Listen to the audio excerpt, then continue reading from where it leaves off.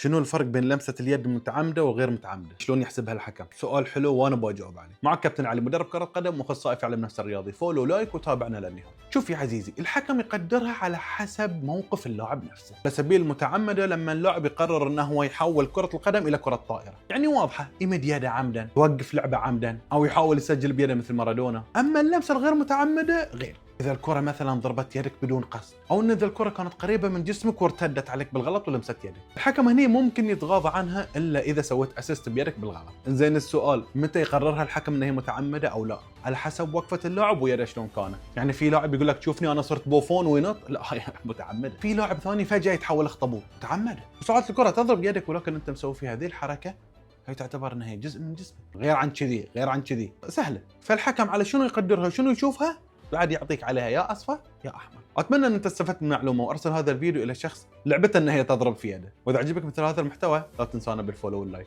سلام.